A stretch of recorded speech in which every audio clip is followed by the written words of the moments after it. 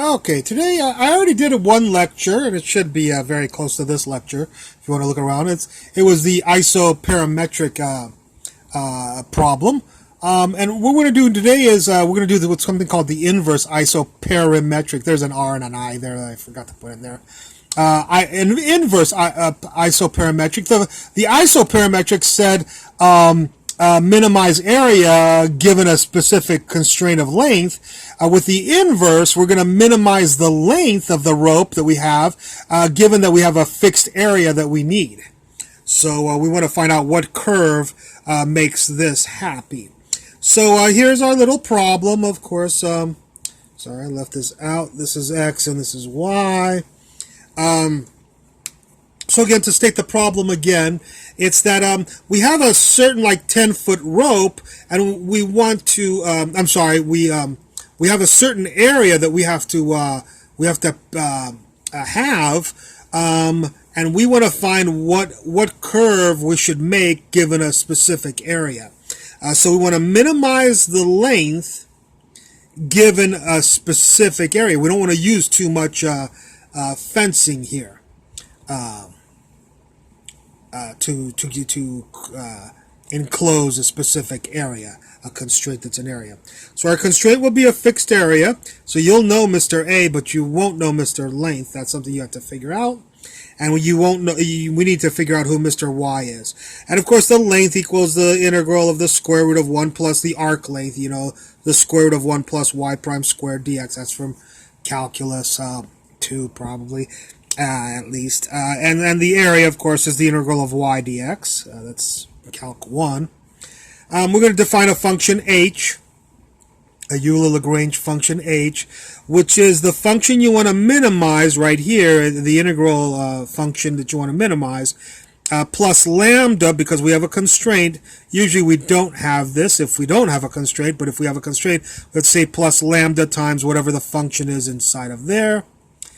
And we'll get our Euler-Lagrange calculus of variations formula out, which is, again, we use h because we have a constraint, but you could use f like we usually do. It wouldn't matter.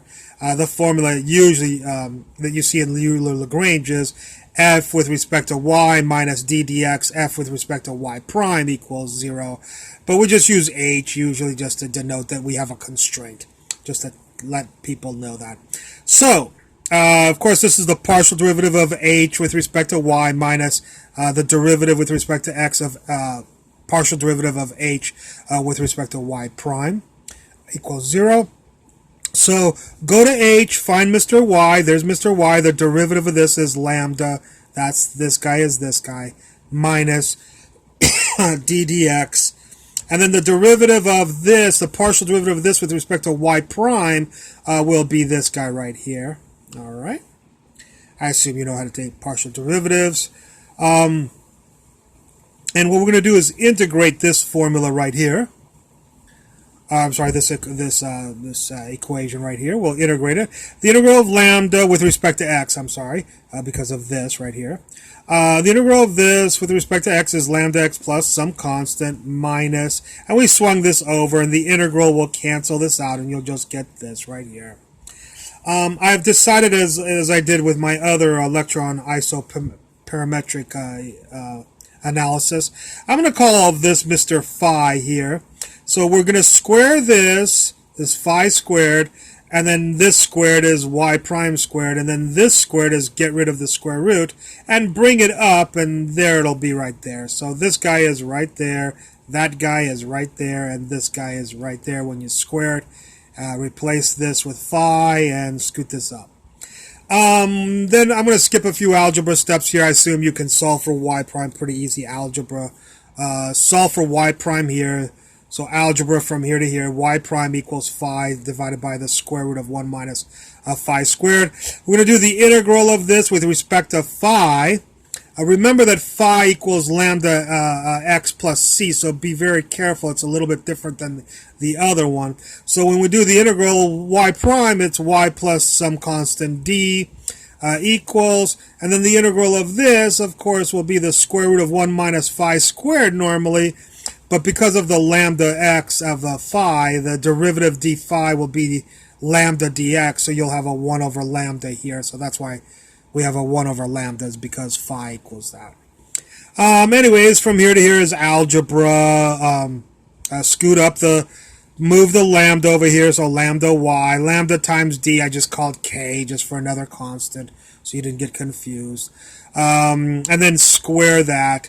Square this, you'll get a 1.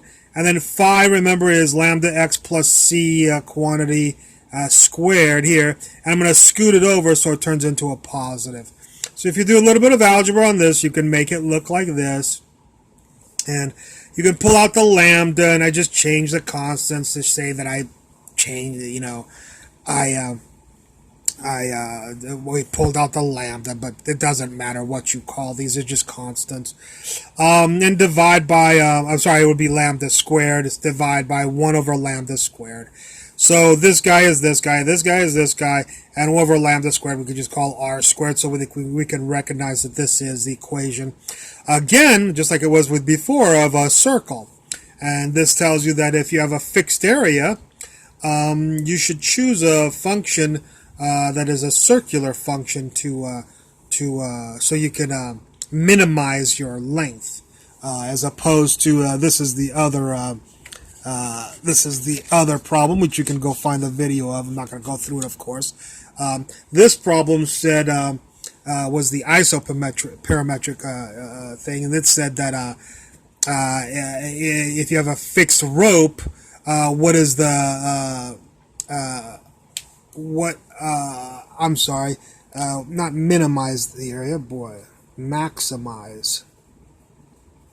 I have to put some errata. We want to maximize the area, of course, here. So my other video, I know I stated minimize the area, and we don't want to minimize the area. We want to maximize the area. But anyways, here it says, of course, that if you have a fixed length of rope, to maximize the area that you can put your horses in, use a circle, build a circular corral. Whereas this one says if you need a certain amount of area to minimize the amount of fence that you have, to minimize the fence. Yeah, so over here, it's the title of the thing is wrong also. Boy, big errata. Whoop. That was an earthquake there. Just joking. There was no earthquake. Anyways, there we go. This one is maximize. And I'll put an errata on that. I won't do the video probably over again, but hopefully people will understand. Okay, so I hope you enjoyed this video. Thank you very much for watching, and I look forward to any comments at the bottom.